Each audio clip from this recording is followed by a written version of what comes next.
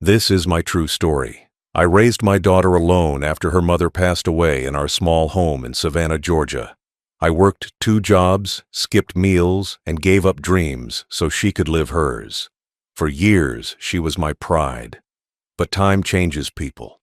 Love turns into distance, and distance turns into silence. Then, one afternoon, she looked at me and said the words that still echo, "You're a waste of space." That day, I didn't yell. I didn't cry. I walked away. But before I left, I made sure she'd remember me forever.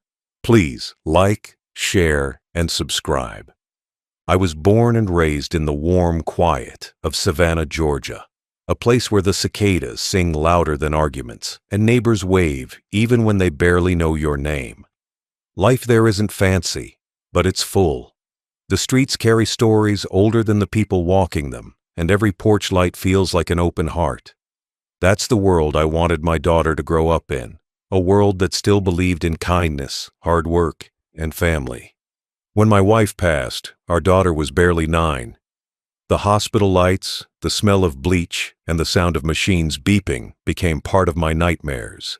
But I remember that little hand gripping mine at the funeral, her eyes too old for her age. She didn't cry much. Maybe she'd learned early that strength sometimes wears a quiet face. That night, when she asked if I would ever leave her too, I promised I wouldn't.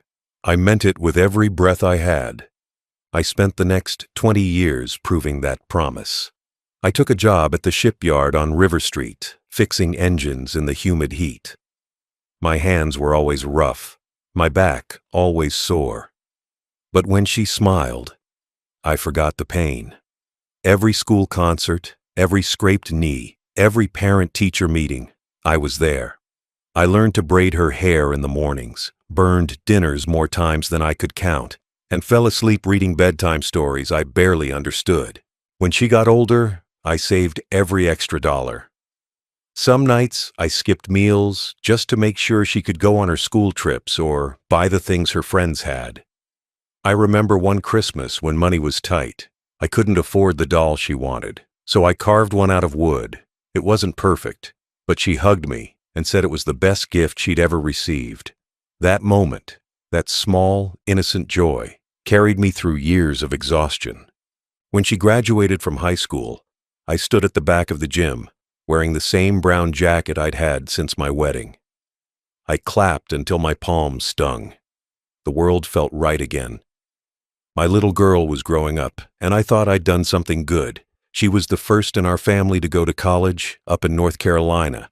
I remember the day I drove her there, the car packed with boxes, the radio playing softly, her hair blowing through the window. She said she'd call every night.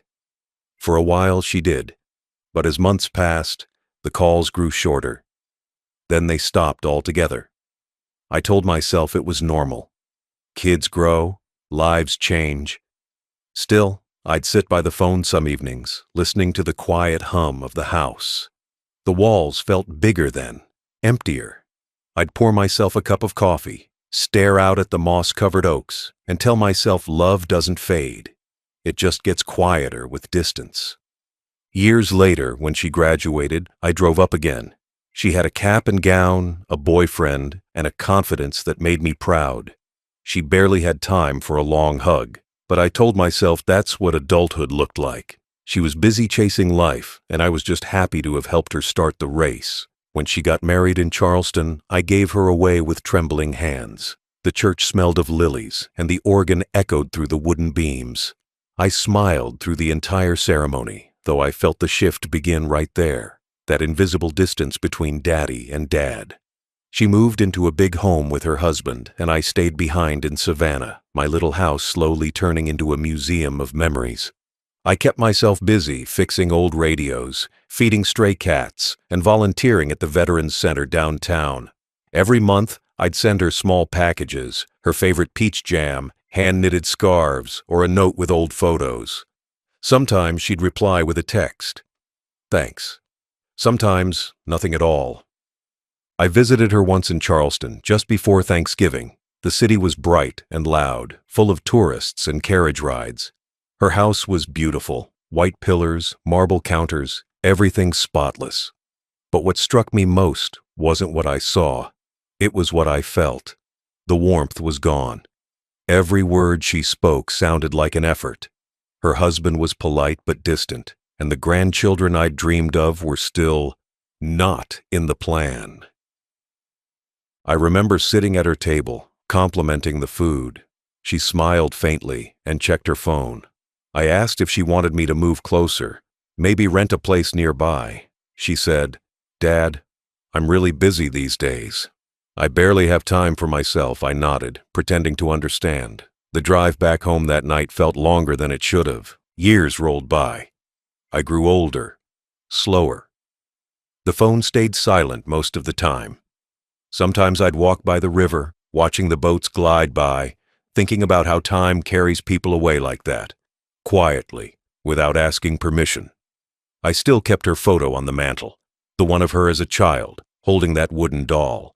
She looked so full of life, so pure. That's the version I chose to remember. Then, one spring, she invited me to stay with her for a while. Said she thought it'd be good for me. I packed my bags with gratitude, thinking maybe the cold between us had thawed. I took a Greyhound bus up to Charleston again. The ride was long, and my knees ached, but my heart was light. I carried a small box, a photo album I'd made for her, filled with every moment of her childhood.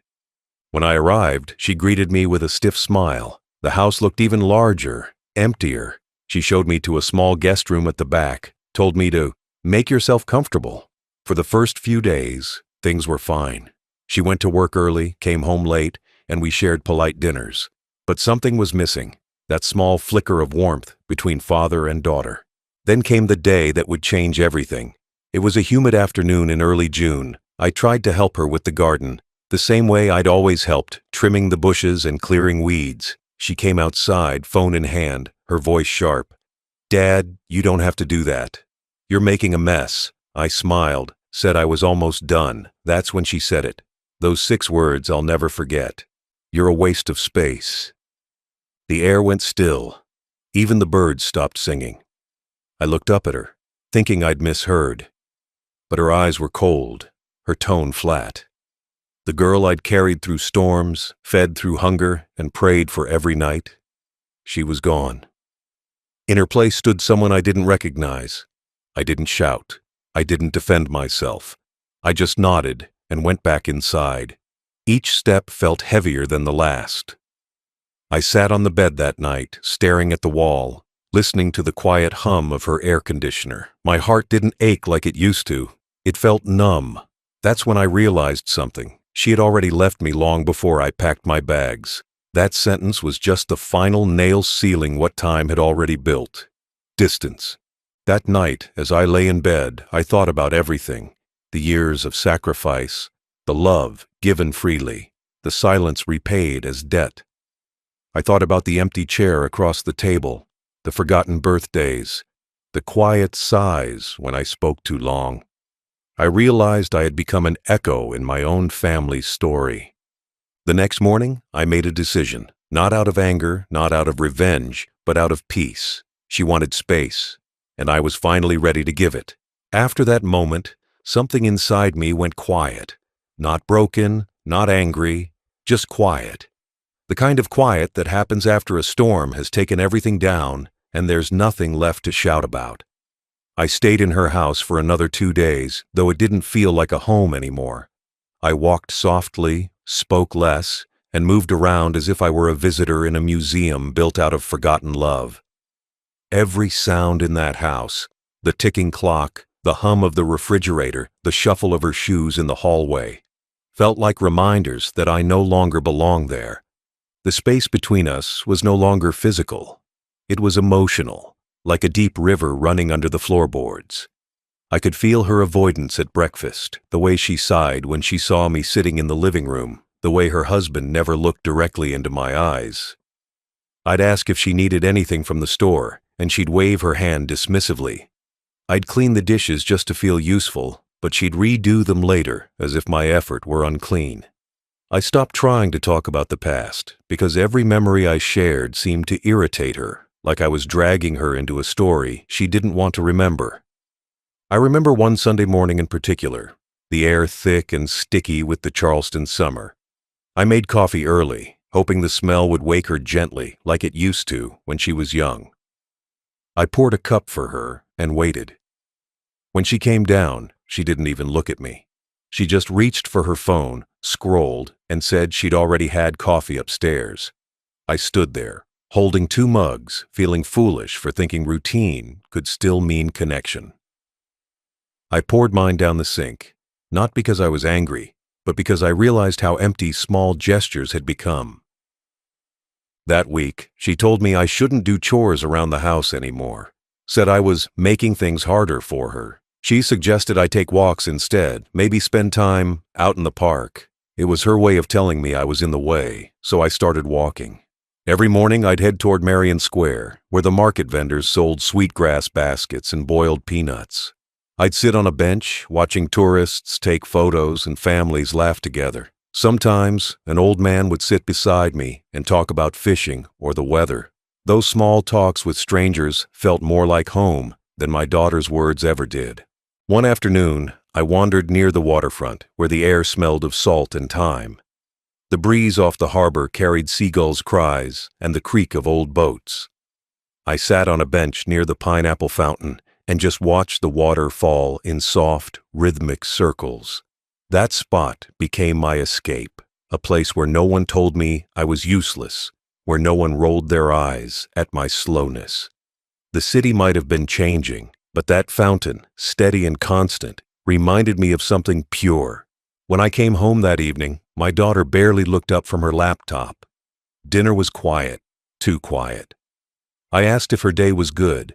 She nodded without words. I told her I'd been thinking about going back to Savannah for a while. She shrugged and said, "Do what you want, Dad."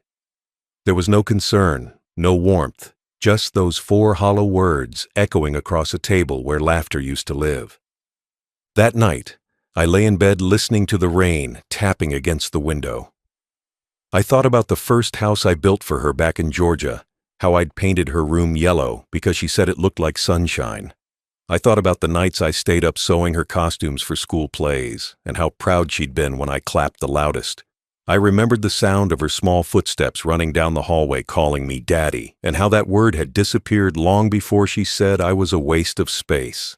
It's strange how distance doesn't always come from miles. Sometimes it starts with a single cold glance. I had always thought I could fix anything with patience, that love, no matter how strained, would find its way back if I waited long enough. But sitting there in that quiet house, I realized waiting was the same as withering. You can't wait for someone who's already gone. In the mornings, I'd sit outside on the porch swing, watching the sunlight creep across her manicured lawn. Neighbors waved as they jogged past, and I'd wave back, pretending everything was fine. Her husband would leave for work without a goodbye.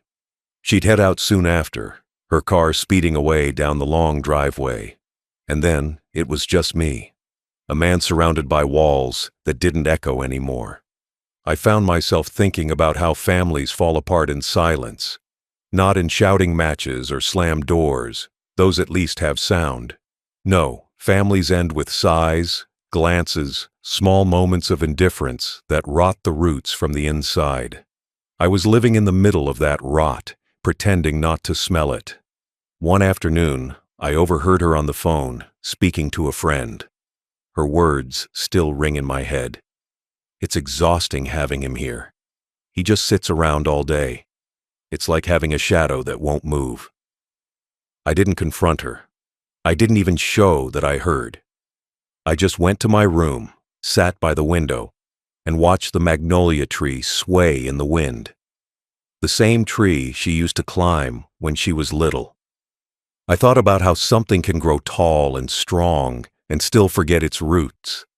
I started writing letters to myself, not out of loneliness, but to remember who I was before all this. I wrote about the smell of Savannah summers, the sound of her laughter as a child, the pride I'd felt when she graduated, and the emptiness of that dining table in Charleston. Writing reminded me that my story didn't end with her neglect. It was still mine to shape. Each day, I felt the decision growing inside me. Quiet, steady, certain. I began sorting through my papers when she wasn't home. Old deeds, savings accounts, insurance forms, the will I'd written years ago when I thought she'd take care of me. I read every line, every name, every number. My name was still the one that mattered most. That thought brought a calm I hadn't felt in years. That weekend, she threw a small dinner party. Friends filled the house with laughter and wine. I stayed in my room, listening through the door. Someone asked about me, and she laughed lightly, saying, "Oh, Dad's here somewhere. He just doesn't do much these days." The crowd chuckled. I sat on my bed, staring at my hands, feeling the sting of shame that didn't belong to me. But I didn't cry. I just smiled faintly, because by then, I knew something she didn't. A few days later, I took a bus into downtown Charleston and met with a lawyer. The office was small, overlooking the Cooper River. He was a kind man, maybe in his 50s, with eyes that seemed to understand before I even spoke. I told him I needed to make some changes, quiet ones. He nodded and began typing as I handed him the old documents. The whole process took less than an hour, but when I walked out, I felt 20 years lighter. Back home, I sat by the window as the sun dipped low over the rooftops. The golden light filled the room, and for a moment, I felt peace again. I realized then that I'd given her everything: time, money, love, forgiveness, and she had spent it all without gratitude. Now it was time to spend something for myself: silence. I stayed 2 more nights in that house, but I was already gone in spirit. I walked slower, breathed quieter, and watched her like someone watching the end of a movie they already knew the ending to. She never noticed the change, the way my eyes no longer searched hers, the way I stopped asking if she needed anything. She thought I was just tired. She was right, in a way. I was tired, but not of life, not of love. I was tired of begging for both. By the time the sun rose on the 4th morning, I had packed my bag. Only the essentials: a few shirts, my medicine, an old photograph of my wife holding our daughter as a baby, and the key to the life I was about to reclaim. I placed a note on the kitchen table, just 6 words long. The same words that would echo through that house long after I was gone. You wanted space. I've given you all. Then I walked out. The Charleston air was warm that morning. The streets quiet except for the distant hum of the sea. I didn't look back. The house would stand where it was, proud and hollow, but it would never hold me again. As the bus pulled out of the station, I looked out at the water, the same water that had carried ships and stories for centuries, and I thought to myself, sometimes the best way to be remembered is to disappear completely. The words, "You're a waste of space," didn't echo just once. They stayed, replaying in my mind like a slow, steady heartbeat that refused to stop. I'd heard cruel things in life before. I'd been insulted by bosses, betrayed by friends, even scolded by strangers. But nothing ever stung like hearing those words from the person I raised, the child I once carried on my shoulders down the streets of Savannah, laughing under the golden oaks. That day, when she said it, something inside me shifted forever. I didn't react, not because I was calm, but because I was stunned. My heart wanted to speak, but my body froze. Every instinct that had once rushed to protect her, from bullies, from heartbreak, from scraped knees, now felt useless. I just stood there in the kitchen, the late afternoon light stretching across the marble counter, her voice still sharp, her face turned away as if she hadn't just torn something sacred apart. I went to my room and sat down slowly. The air felt different in there, heavier. My reflection in the mirror looked older than usual, the lines deeper, the eyes more tired.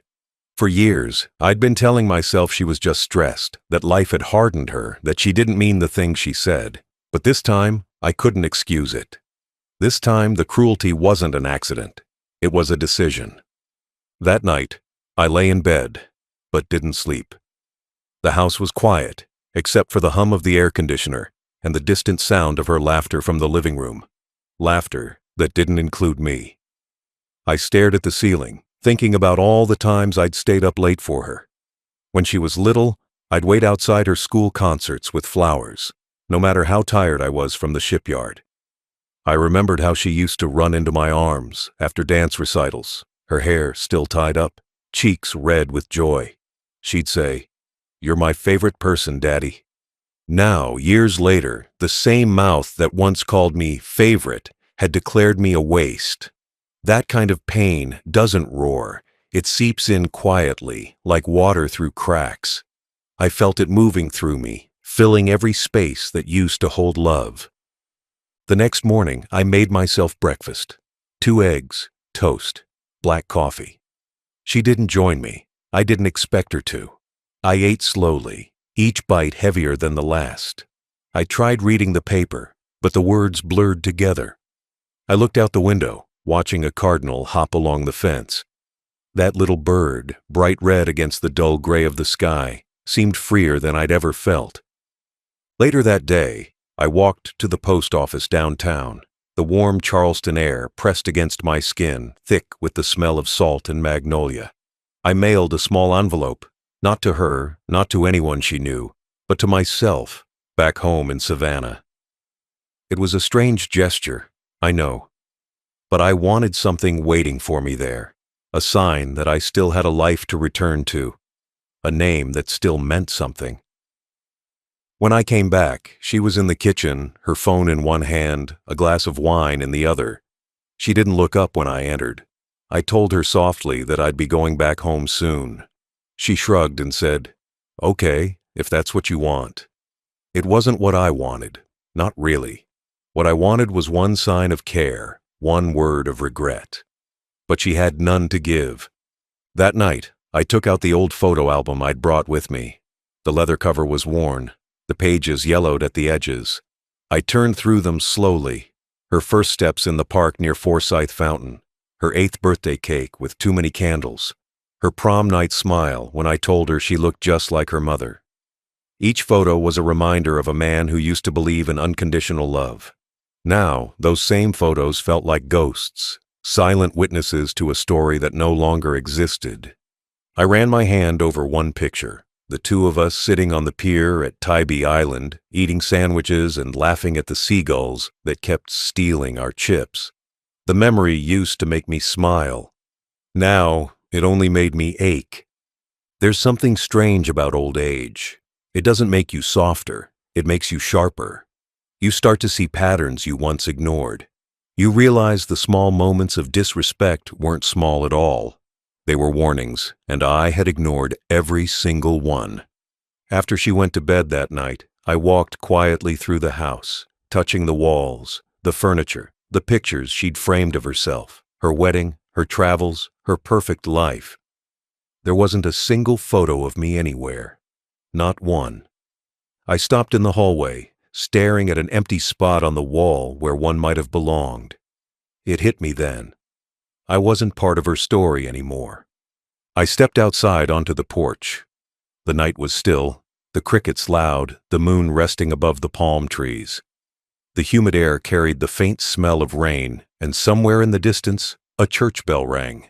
I breathed in deeply, letting that southern night fill my lungs, letting it remind me that I was still alive, still capable of making choices. I thought about leaving right then, walking down the street, catching the first bus I saw, never looking back.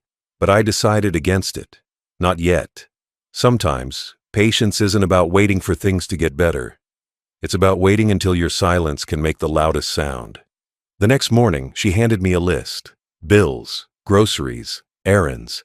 She said she was heading out for work. I nodded. As soon as her car left the driveway, I went to the drawer where I'd kept my papers. My hand shook as I opened it. Inside were my will, my property deeds, and a small keychain that once belonged to her mother. I looked at them all and realized something simple. I still held the pieces of my own life. I hadn't lost control. I'd only forgotten I had it.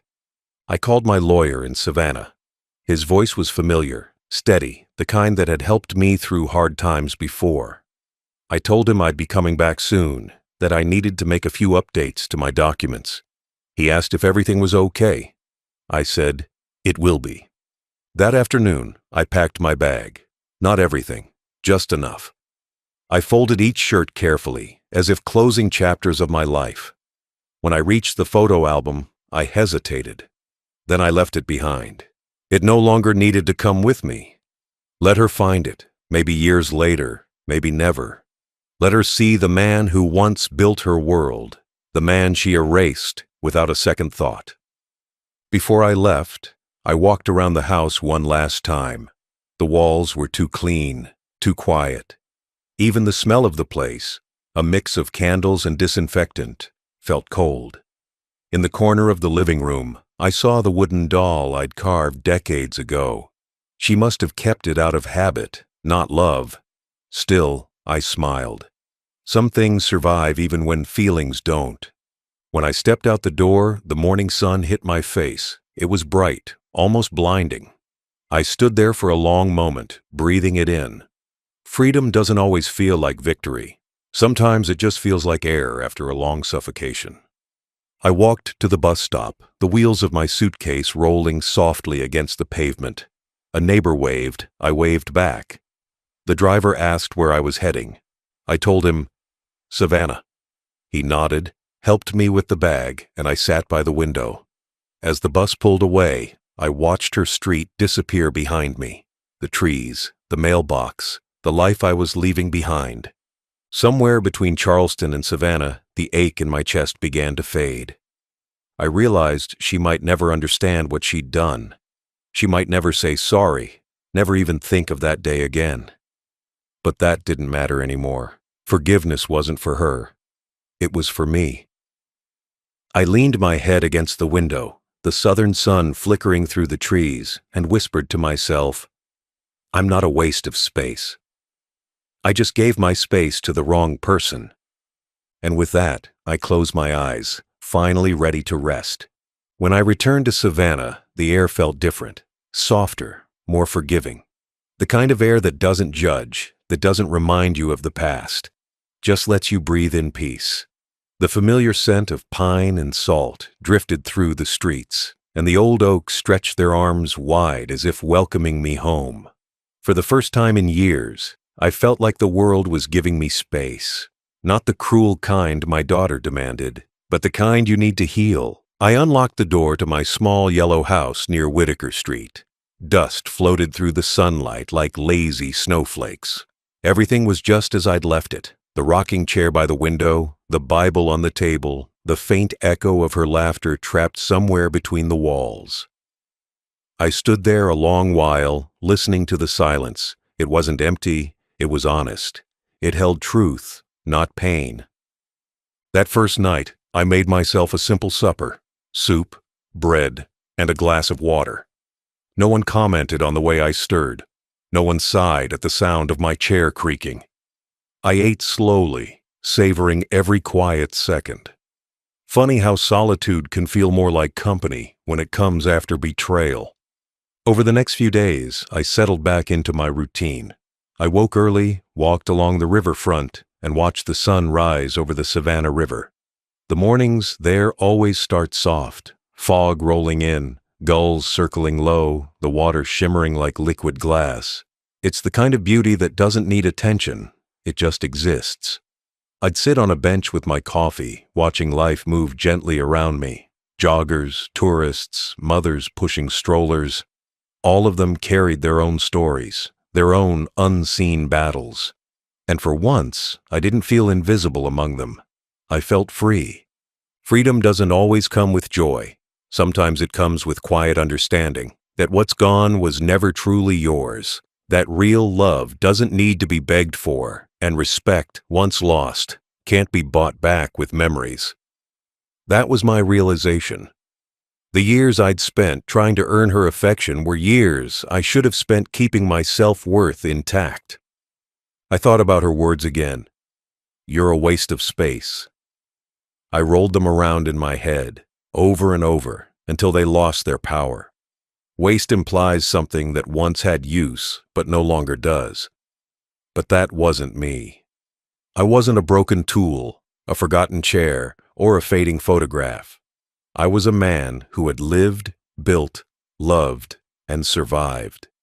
My worth wasn't measured by how useful I was to her comfort. It was measured by the life I'd built before she even existed. Some mornings, I'd sit on my porch and write letters I'd never send. I'd write to her as if she were still young. I hope you're eating well. Did you feed the birds today? Don't forget to wear a sweater. It gets cold by the water. Writing them didn't make me sad. It reminded me that my love was still pure, even if it was no longer welcome. That's the difference between bitterness and peace. One rots you from the inside. The other lets you keep breathing without expecting an apology. One afternoon, I visited Forsyth Park. Children were running through the fountain, laughter echoing across the square. I sat on a bench and watched them play, remembering when my daughter used to chase pigeons in this same park, her small hands reaching for mine, her voice calling, "Daddy, wait!" I smiled, not with pain, but with pride. The past, no matter how broken the present, still belonged to me. No one could rewrite that. At the far end of the park, a local church group was serving meals to the homeless. I watched them for a while, the young volunteers handing out sandwiches and bottles of water. Something in me stirred. I walked over, asked if they needed help. They smiled, said they could always use more hands. So I joined them. I spent the rest of the afternoon passing out food, listening to the quiet gratitude in every thank you. When the sun dipped behind the trees, one of the volunteers, a woman named Clara, maybe in her 50s, sat beside me. She said, "You have kind eyes." You must have loved deeply once I didn't answer. I just smiled. But inside I realized she was right. Loving deeply is what made me human. It also made me hurt, but I'd rather feel too much than nothing at all. That night, I walked home with a strange lightness in my chest. The street lamps glowed soft yellow, and the crickets played their songs like a lullaby. I looked up at the sky, wide, dark, endless, and whispered to myself, I am not a waste of space. I am the space that love once filled. Over the next weeks, I began to see life differently. My world became smaller but richer. I spent mornings helping at the church pantry, afternoons fixing old radios for neighbors, and evenings on the porch, watching the stars. Some nights, I'd hum to myself, songs my wife used to sing while cooking. The loneliness didn't sting anymore. It simply sat beside me, like an old friend who understood silence. Sometimes people from the neighborhood would stop by. A young boy named Aaron would bring me peaches from his mother's tree. Mrs. Thompson from down the road would bring me cornbread, saying, "No man should eat alone on Sundays." Their kindness wasn't grand, but it was enough. It reminded me that family isn't always blood. Sometimes it's just people who notice your presence instead of wishing it away. Every now and then, I'd get letters from my lawyer, updates about the estate, small reminders to sign this or that. Each time, I'd pause and think of her. My daughter, sitting in her big Charleston house, maybe wondering if I'd ever come back. But I never called, never wrote. Not because I hated her, but because she needed to feel what space really meant. The absence of a father's voice is louder than any lecture.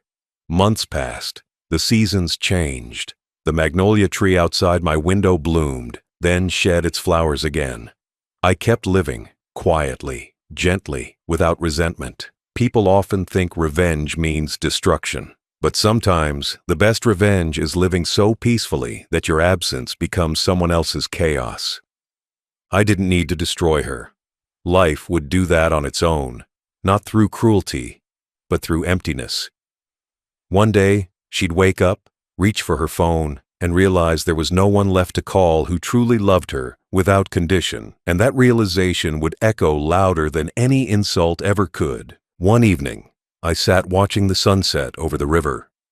The sky turned gold, then pink, then the soft blue of memory. I thought about her again, the daughter who had once called me her hero, the woman who later called me a waste. I closed my eyes and whispered a prayer, not for her forgiveness, but for her peace. Because even after everything, Love doesn't stop existing. It just changes shape.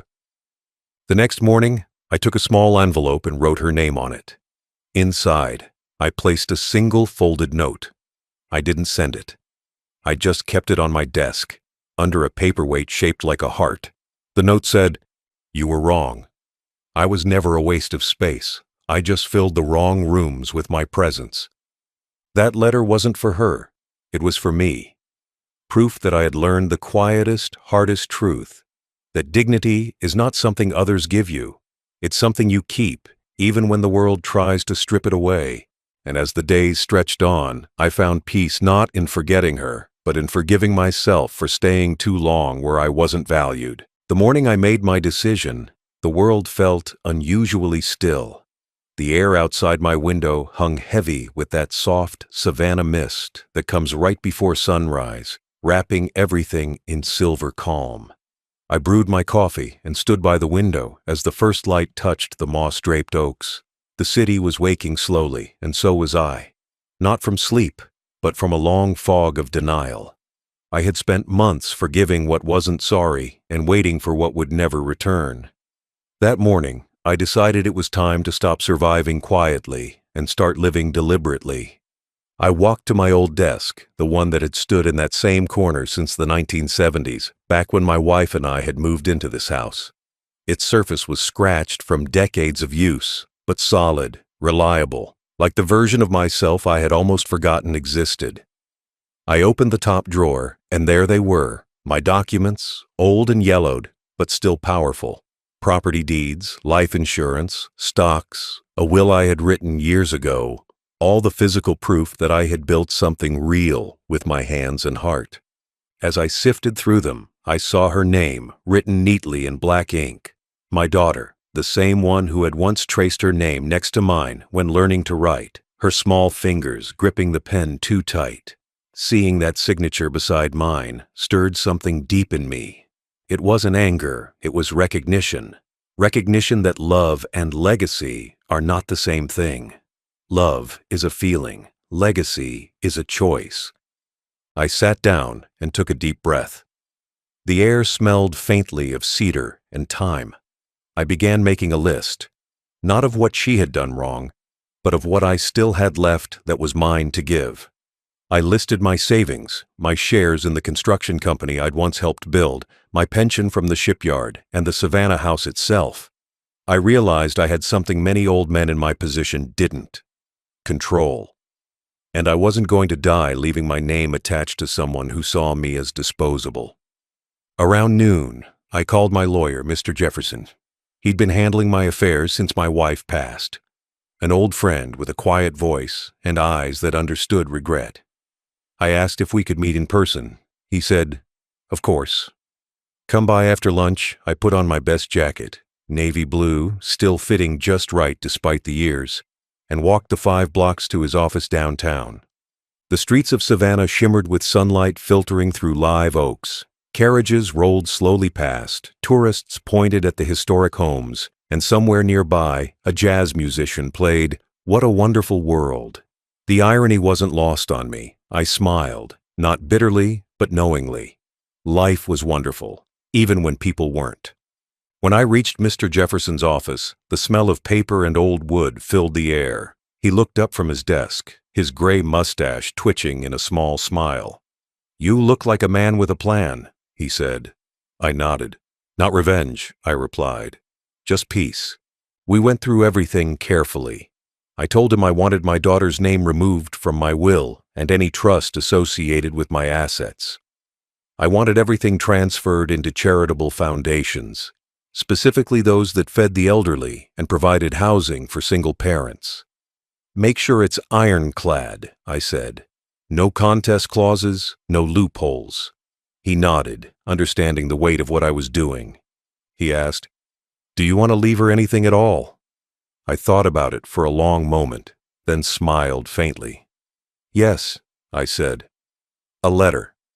Just one." When I got home that evening, the sky was painted in the deep oranges and purples of a Georgia sunset. I poured myself a glass of iced tea, sat on the porch, and began to write. I didn't rush. Each word came slowly, deliberately, like the last few steps of a long journey. "My dearest daughter," I began, "I spent my life believing that love could overcome pride. I was wrong. I gave you everything I had, not for reward, but for remembrance. I thought that one day, when I was old, you'd remember the nights I stayed awake for you, the mornings I packed your lunches, the days I worked so you could rest. But love that needs reminding isn't love at all. So I leave you space, all the space you asked for.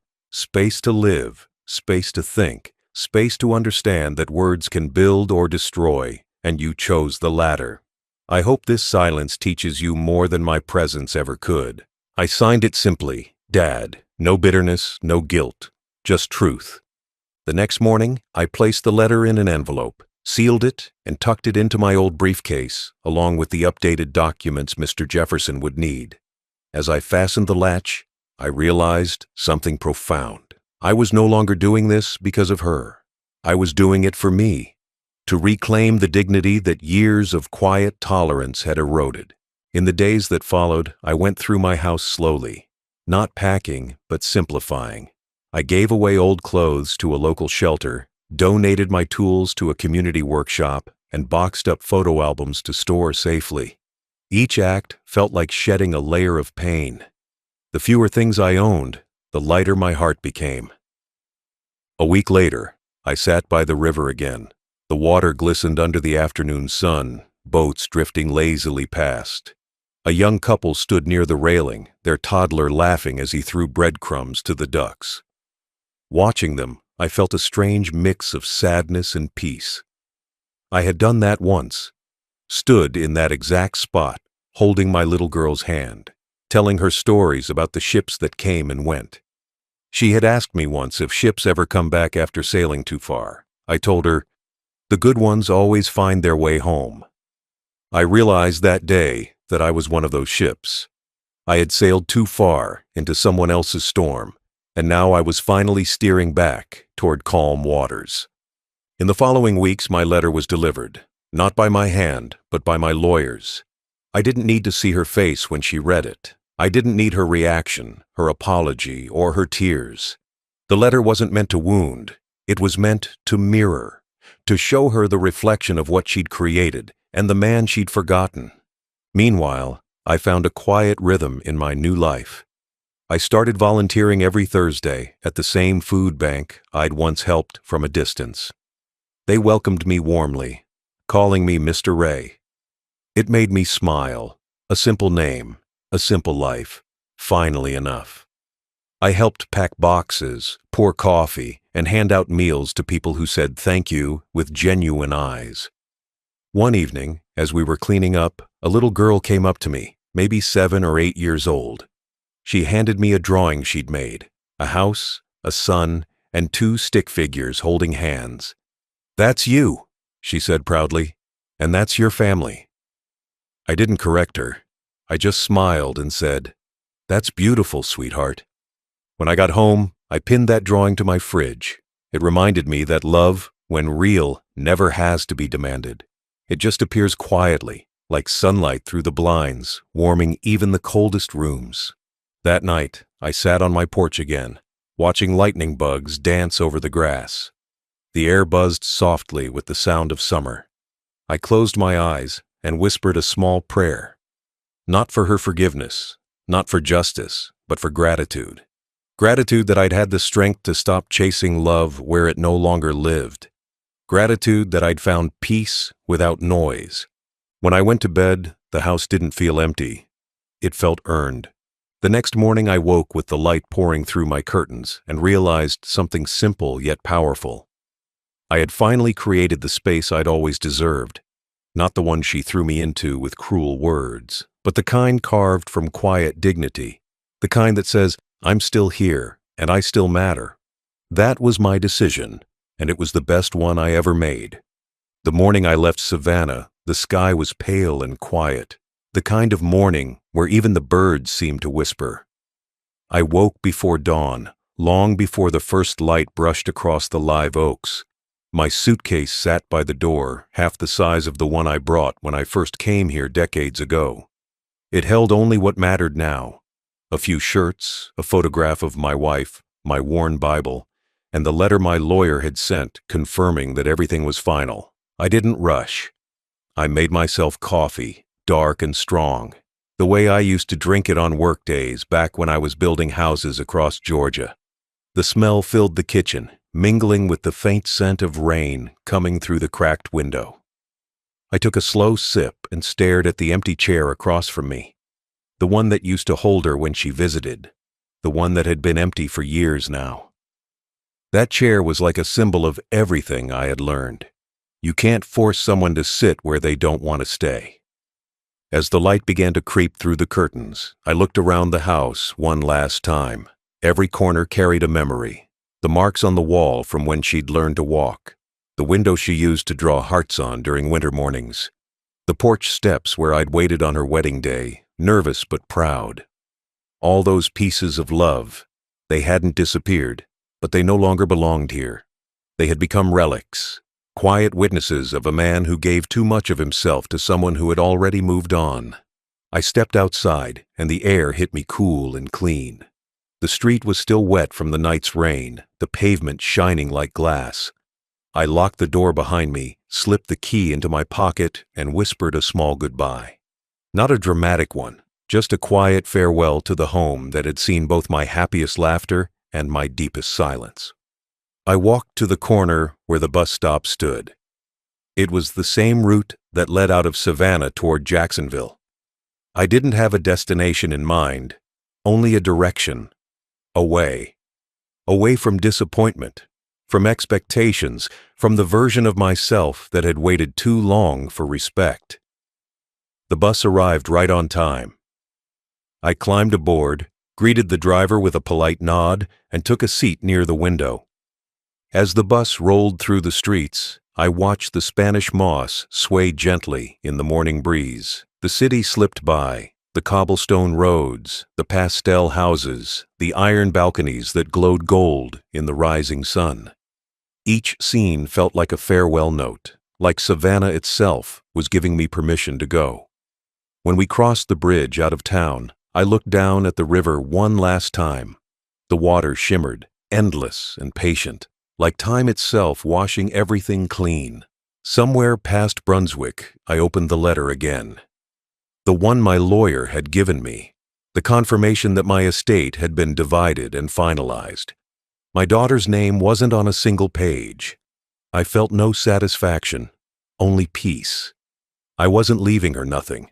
I was leaving her a lesson. She would find out one day, maybe months, maybe years from now, that the man she dismissed had quietly rewritten the ending to their story. The bus hummed steadily along the highway. Outside, fields stretched out endlessly, dotted with barns and cattle and the occasional farmhouse. Life went on out there, untouched by heartbreak, unbothered by human cruelty. Watching it, I realized something simple. Life doesn't wait for us to fix our pain. It just keeps moving, and if you're lucky, you learn to move with it instead of against it. By midday, I arrived in a small coastal town in Florida. I'd read about it years ago, St. Augustine, the oldest city in America, full of cobblestone streets, music, and stories. I stepped off the bus, and the sea air hit me like a blessing. The faint scent of salt and citrus hung in the breeze, and the sound of waves drifted through the distance. It felt like a place built for second chances. I found a small room to rent above a bakery near the bayfront. The landlady, a kind woman named Mrs. Lopez, showed me around. She didn't ask too many questions, and I appreciated that. The room was simple. White walls, a small desk, a window overlooking the street. The kind of simplicity that made breathing easier. I unpacked my bag, set my Bible on the bedside table, and looked out the window. Below, a young couple shared pastries, laughing softly. I smiled. I didn't envy them. I just appreciated the sound. Over the next few days, I settled into a new rhythm. I'd wake early, walk to the pier, and watch fishermen cast their lines into the golden water. Sometimes, I'd sit at the same bench each morning, nodding at the same faces, strangers who felt oddly familiar, bound by the same quiet understanding that peace isn't found in people, but in places that let you rest. Afternoons were slow and gentle. I'd help Mrs. Lopez sweep the front of the bakery, the smell of fresh bread filling the air. Children would run past, their laughter echoing through the narrow streets. There was something healing about small-town sounds, the church bells at noon, the gulls crying over the bay, the distant strum of a street musician playing blues by the lighthouse. Life was ordinary here, and that was exactly what I needed. At night, I'd write in a small notebook, not letters this time, reflections. I'd write about the river back home, about the lessons age teaches, about the strange freedom that comes from finally walking away. Some entries were long, others only a line or two. One night I wrote, "The cruelest words ever spoken to me gave me the courage to speak to myself again." Another night, "Leaving isn't punishment, it's preservation." One evening, as the sun dipped below the horizon, painting the sky in crimson and gold, I sat by the dock with a cup of coffee. An older man named Henry, a retired teacher who often joined me there, asked where I was from. I told him Savannah. He nodded knowingly, as if that explained everything. "Sometimes," he said, "you gotta leave the river to find the ocean." I smiled. Maybe that's exactly what I did. Days turned into weeks, and I realized something profound. For the first time in years, I wasn't lonely. Loneliness comes from being unseen, unvalued. But here, I was simply alone. And there's peace in that difference. People greeted me kindly. I had purpose again, even in the smallest tasks. And every night, when I turned off the lamp, I felt no ache of regret. Occasionally, I'd catch myself wondering if she missed me, if she ever walked into that empty house in Charleston and felt the silence pressing down, if she ever sat in that kitchen, looking at the empty chair across from her, realizing too late that space doesn't just mean distance. It means absence. But I never lingered on those thoughts. Missing me was her burden to carry, not mine to relieve. One Sunday, I walked into the old cathedral downtown. The choir was singing softly, their voices rising through the stained glass light. I sat in the back pew, hands folded, eyes closed. I didn't pray for her forgiveness. I prayed for understanding. For both of us. Because even though her words had cut me deeply, I understood something now. She didn't just reject me. She rejected the version of herself that once needed me. That's the tragedy of pride. It devours the very people who built you. As I left the church, I felt the sun warm my shoulders, and for the first time in a long while, I whispered, "Thank you." Not to her, not to God, but to myself, for walking away, for choosing dignity over despair, for proving that peace isn't found in being needed, but in knowing you no longer need anyone's cruelty to define your worth. I never went back to Savannah, never saw that house again. It remained where it was, standing still, filled with ghosts of love and lessons. But I knew this. One day, she'd walk into that empty living room, look at the space I once occupied, and understand what real emptiness feels like. That was my departure, not just from a house or a city, but from a lifetime of waiting to be treated as someone worth keeping. I left quietly, without anger, without fanfare. Because sometimes the loudest revenge is a man who walks away and never looks back. Silence has a sound of its own. It doesn't come all at once. It creeps in like a slow tide, washing away noise until only thoughts remain. In the weeks after I left Savannah, that silence began to spread across both our lives. For me, it was peace. For her, it was punishment she didn't yet understand. I heard later, through a distant cousin who still spoke with her, that she had come to my house 3 days after I left. She found the door locked, the mailbox empty, and the rooms stripped of the clutter she used to complain about. She must have walked through those halls expecting anger, a note, maybe even a curse. Instead, she found nothing, just air, the faint scent of old wood, and the echo of her own voice calling out into a house that no longer held anyone to answer. That silence, I imagine, spoke louder than any revenge could have. She didn't know where I'd gone. My lawyer, bound by confidentiality, told her nothing. All she knew was that my accounts were closed, the properties transferred, and every trace of my presence neatly erased from her reach. I had left no forwarding address, no breadcrumbs, not even a message to chase. That's the thing about true departure. It doesn't slam doors. It simply stops knocking. At first, she must have felt relief. That's how pride works. It celebrates an absence, thinking it's won. I imagine her walking through the house, rearranging things, telling herself she finally had her space back. But space without love is just emptiness. It doesn't take long for silence to shift from freedom to haunting. I lived quietly in St. Augustine then. Each morning, I'd walk down to the waterfront, watch the sunrise over the Matanzas Bay, and sip my coffee on a weathered bench near the old fort. The ocean always reminded me of life, endless, unpredictable, and forgiving only to those who learn how to let go. The waves kept returning, just like my memories, but neither demanded anything from me anymore. I filled my days with simple work, helping the bakery with deliveries, volunteering at the shelter, fixing things for neighbors who couldn't afford repairs. The people here didn't know my past, and that anonymity was a kind of grace. I was just Mr. Ray, the quiet old man who smiled easily and showed up when something needed mending. They didn't know the storms I'd weathered, and I didn't need to tell them. Not every scar needs an audience. Meanwhile, I knew that back in Charleston, my daughter's world had begun to shrink. I didn't need to see it, I could feel it.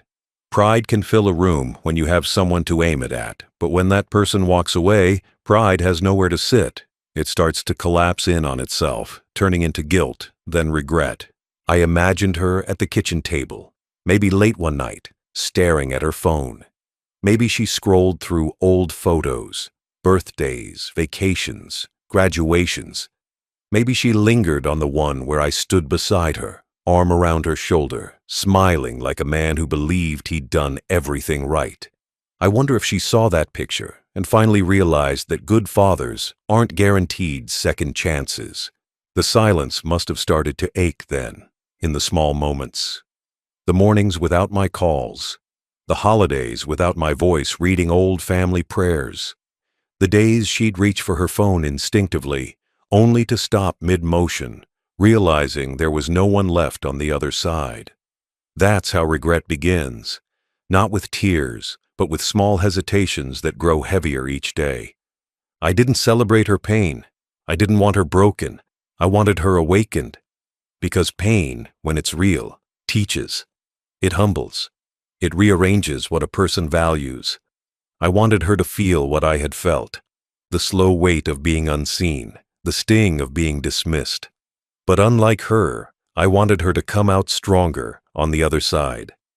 That was the difference between my silence and her cruelty. Hers was meant to diminish. Mine was meant to reveal.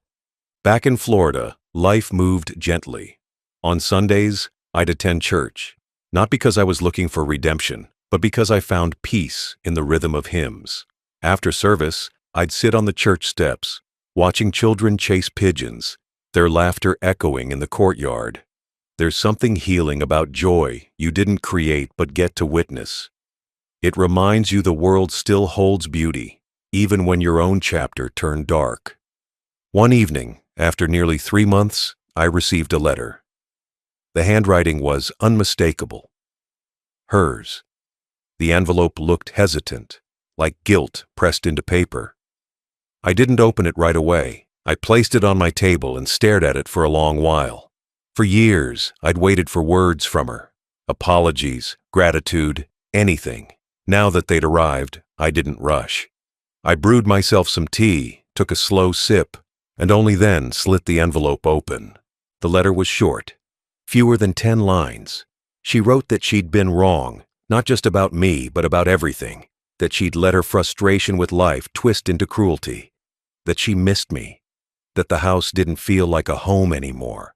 There was no dramatic plea for forgiveness, just raw, clumsy honesty. And at the end, a line that caught me off guard. "It's quiet here, Dad. Too quiet." I sat back and exhaled slowly. For the first time in a long while, I felt something between sorrow and peace. She had begun to understand. That was all I'd ever wanted. Not her suffering, just her awakening. I didn't write back. Not yet. I folded the letter carefully, placed it in the drawer with my other papers, and went out for a walk along the bay. The evening was cool, and the streetlights reflected softly on the cobblestones. The world looked calm, balanced. That's when it hit me. My silence wasn't punishment anymore. It was space, the kind of space that allows truth to echo long enough for someone to finally hear themselves. Over the next few weeks, more letters came. Some longer, some only a few lines. She wrote about her days, her loneliness, her attempts to change. She said she'd started volunteering at a senior center to make up for what I did. I smiled at that. Redemption doesn't erase the past, but it does reshape the future. I never replied to those letters either. Some might call it cold, but it wasn't. I was giving her what she'd asked for. Space. Real, enduring, humbling space. The kind that makes you realize what presence once meant. Because sometimes, absence is the greatest teacher. By winter, I had built a new routine. Morning walks by the lighthouse, afternoons reading on my porch, evenings spent writing stories for a local magazine about life, memory, and aging. People enjoyed my words without knowing they were fragments of my truth. That was the best part. Turning pain into poetry and peace into legacy. One morning, I found myself looking out at the Atlantic, thinking of her again. I hoped she was finally sleeping through the night without guilt gnawing at her chest. I hoped she'd learn to listen before speaking, to appreciate before losing. I didn't hate her. I couldn't. You don't unlove a child. You just learn to love them from farther away. And that's what my silence had become. Love from a distance. Not loud, not visible, but steady and true. Because the truth is, when she said I was a waste of space, she didn't mean I took up too much room in her house. She meant I reminded her of everything she didn't want to face: patience, humility, aging, gratitude. But space, I learned, is powerful. It can be both the wound and the cure. I never went back to Charleston. I never needed to. My story there was finished, written cleanly in quiet ink. She would live with her words, and I would live with my peace. That was the silence, not empty, not cruel, but full. Full of lessons, of endings, of dignity finally restored. And every time I watched the sun rise over the Florida coast, I thanked the silence for staying long enough to heal me, and to teach her what my voice never could. Regret has a way of visiting quietly. It doesn't knock like guilt or shout like anger. It just settles in, slow and steady, until even silence feels heavy. Months had passed since I left Charleston, and by then, my daughter had finally begun to understand what her words had truly cost her. She used to think I was the one who needed her, that I was clinging to old love, old memories, and an old home that no longer fit her modern life. But the truth was simpler. I had already learned to live without her long before I walked out that door. What she hadn't realized was that I was the foundation beneath her feet, quiet, unseen, but holding everything steady. And when I stepped away, everything began to tilt. It started small, the way all consequences do. The house felt emptier, colder. Her husband worked long hours, and without me there, no one tended to the garden or fixed the squeaky gate. The porch lights that I always replaced when they flickered began to die one by one, leaving the evenings darker. It wasn't neglect. It was absence. The kind of absence that doesn't scream but lingers, whispering reminders of the hands that once cared for everything she took for granted. I imagined her sitting at the dining table some evenings, eating quietly, the same table where we used to share Sunday dinners. I could picture her looking at the chair I always sat in, the one she'd once called in the way. Now it was just an empty seat staring back at her, its silence louder than my presence had ever been. People in Charleston talk. In small towns, whispers travel faster than cars. I heard from an old neighbor, Mrs. Dillard, that my daughter had been keeping to herself lately. She'd stopped hosting dinners, stopped smiling in church. When people asked about me, she said I was fine, living somewhere down south, but her voice, they said, trembled. That's the thing about lies told from guilt. Even the tongue refuses to carry them easily. I wasn't happy to hear she was suffering. Truth be told, my heart still softened when I thought of her. But pain was the only teacher left that could reach her now. I had tried gentleness, patience, advice. None of it had broken through the wall of pride she'd built around her heart. But absence. Absence seeps through every crack. I remember a night, maybe 6 months after I left, when I received another letter. Her handwriting looked different this time, shaky, uncertain, as if every stroke of the pen carried weight. The envelope smelled faintly of jasmine, the same scent she used to wear in high school. I opened it slowly, half afraid of what I'd read. She wrote that the house felt too big now, that every sound echoed, that she'd stopped inviting people over because it reminded her of the laughter that used to fill the place when I lived there. "You were right," she wrote. "I thought space meant freedom. But it just means loneliness when you push away the wrong people." I read those words over and over. For the first time, she wasn't defending herself or trying to sound strong. It was just truth, fragile, raw, and late. She wrote about how she'd gone back through old photo albums one night, the ones she'd packed away years ago. She said she found a picture of me holding her at a fair in Atlanta, a balloon tied to her wrist, both of us laughing. "You looked proud," she wrote. "I used to think that pride was about control. Now I know it was love." Those words struck me harder than any insult ever could, not because they hurt, but because they healed something I hadn't realized was still wounded. For the first time I saw understanding growing where arrogance used to live.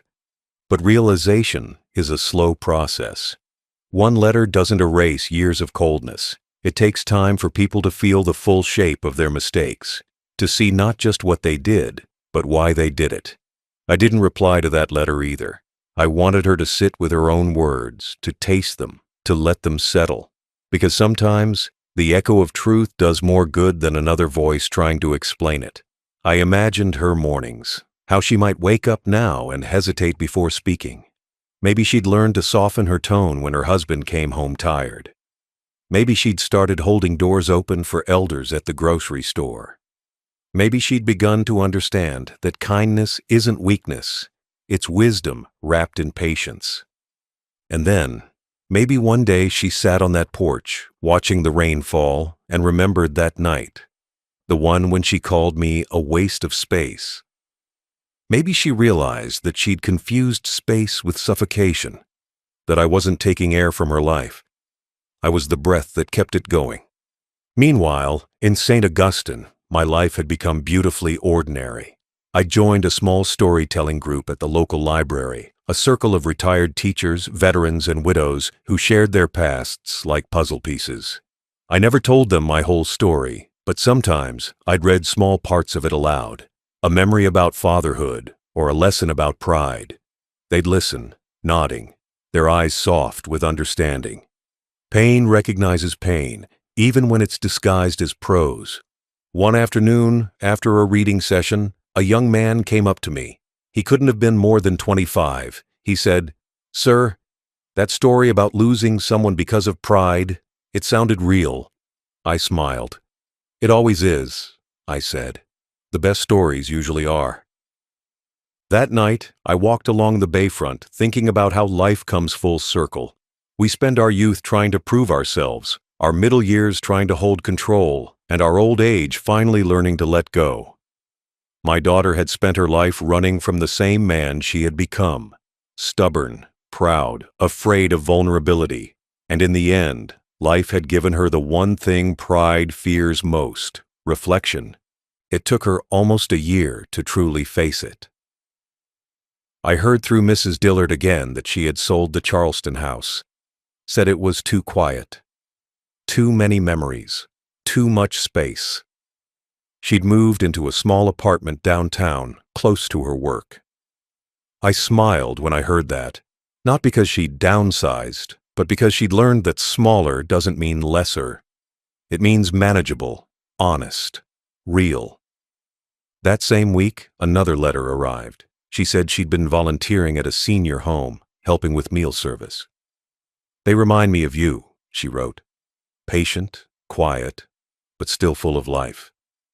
She said one of the residents had told her, "You can't undo words, but you can speak better ones next time."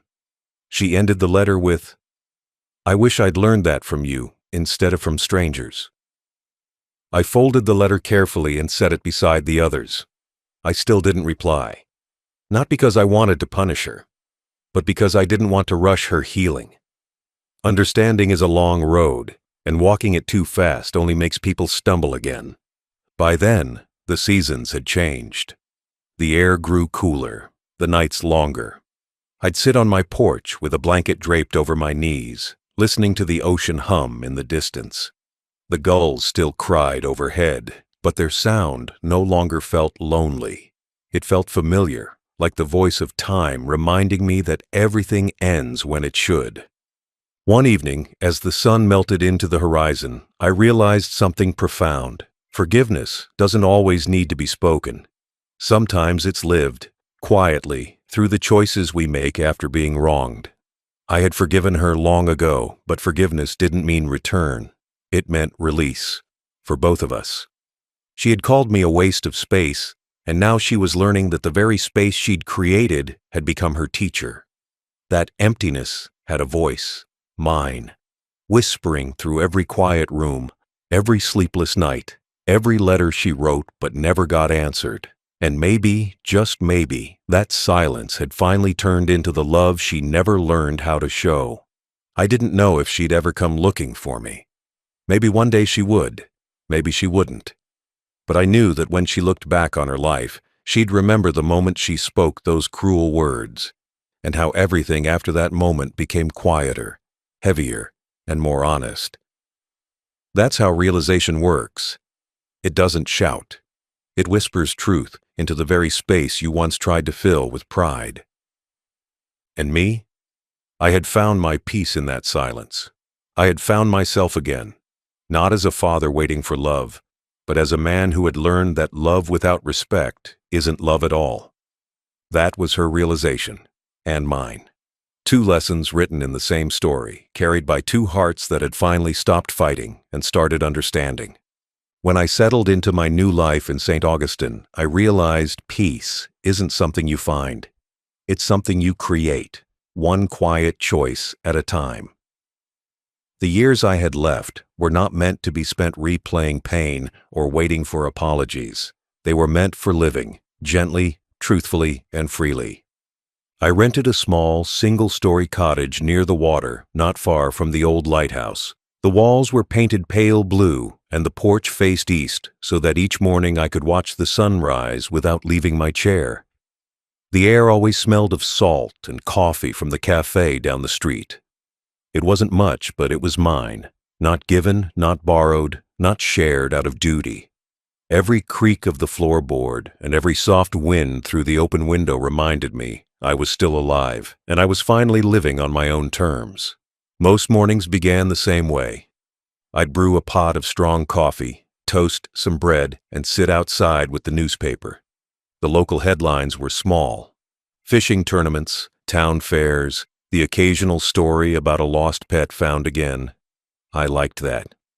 In a world obsessed with noise, I'd found a place that celebrated simplicity. The kind of town where people waved from their porches just because they recognized your face, not because they needed something from you. I joined the local community center soon after moving. It was run by a retired nurse named Helen, a woman with silver hair and a laugh that carried through the whole room. She reminded me of what kindness sounded like, easy, unforced, and constant. I helped her organize reading sessions for seniors and small gatherings for veterans. At first, I did it just to pass time, but over the months, it became something deeper, a reason to wake up with purpose again.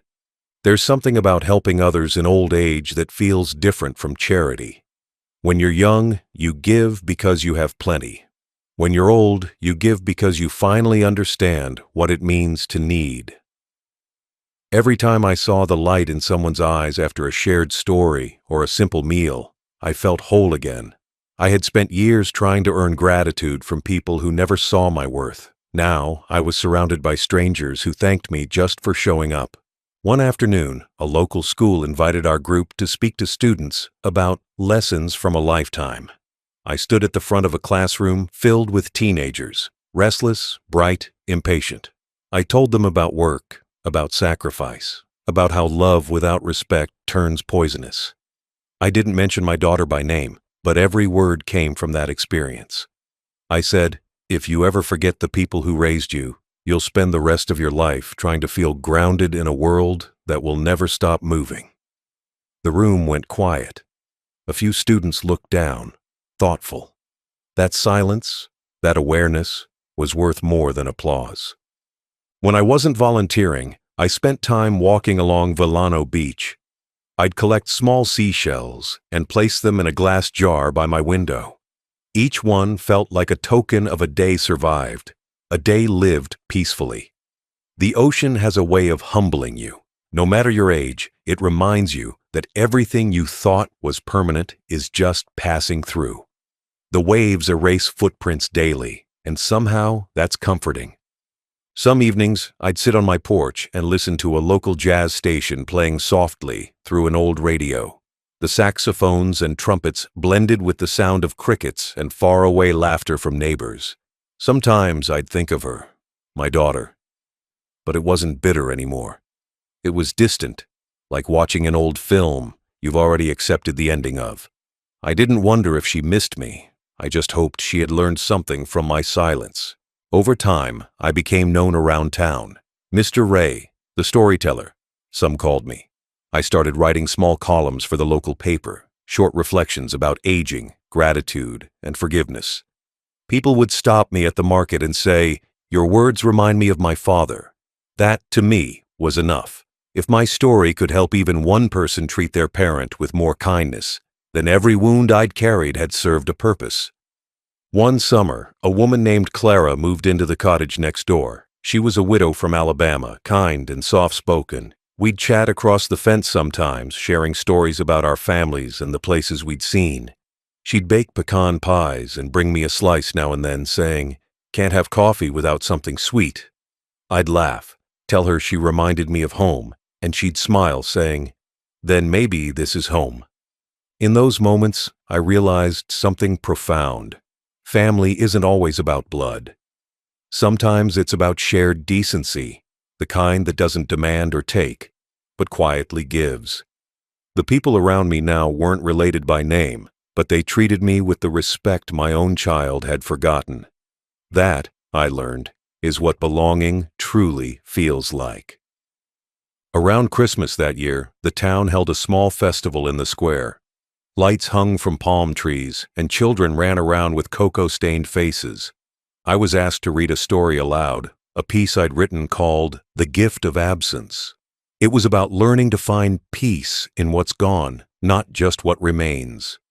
When I finished, there was silence for a moment, and then soft applause. A woman in the front row wiped her tears and said, "You sound like someone who's forgiven a lot." I smiled. "Forgiveness," I told her, "isn't for them. It's the gift you give yourself when you're tired of carrying pain." That night, walking home through the cool December air, I looked up at the stars and thought of how far I'd come. From being told I was a waste of space to finding a life that felt full, not of luxury, but of meaning. I'd learned that peace doesn't arrive all at once. It builds quietly through small moments of grace.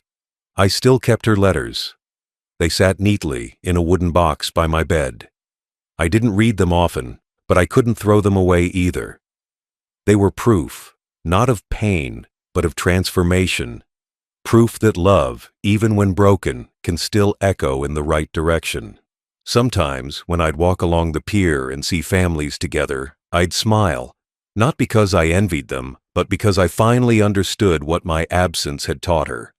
Somewhere out there, my daughter had learned to be softer, kinder, more patient, and even if I never saw it, I believed it. That was enough. Years passed quietly after that. My hair turned whiter, my steps slower, but my heart lighter. I'd become part of the rhythm of the town, the man who always tipped the waitress, who fed the stray cat near the bakery, who greeted every sunrise like it was the first. In those final years, I realized something simple but powerful. Revenge fades, but peace endures. My story hadn't ended in anger. It had evolved into wisdom. I had given her what she asked for, space, and filled mine with the one thing she never understood until too late. Contentment.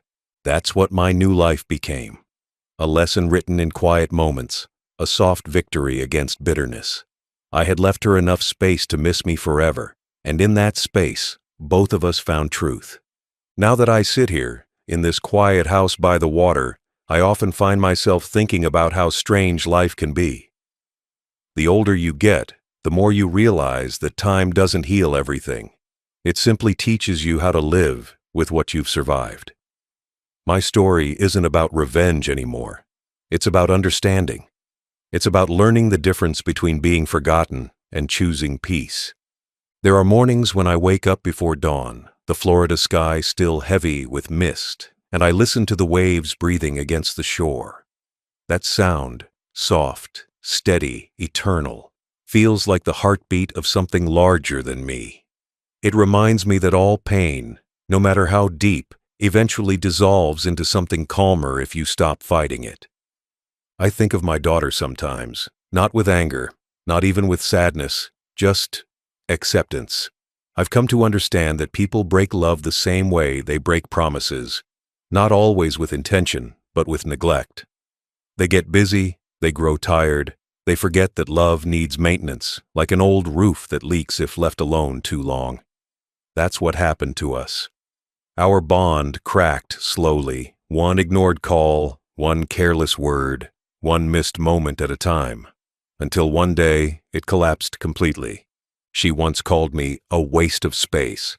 Those words used to echo in my mind at night like an unwanted song, but now, years later, I smile when I think of them, because that space she despised became the most sacred thing I ever gave myself.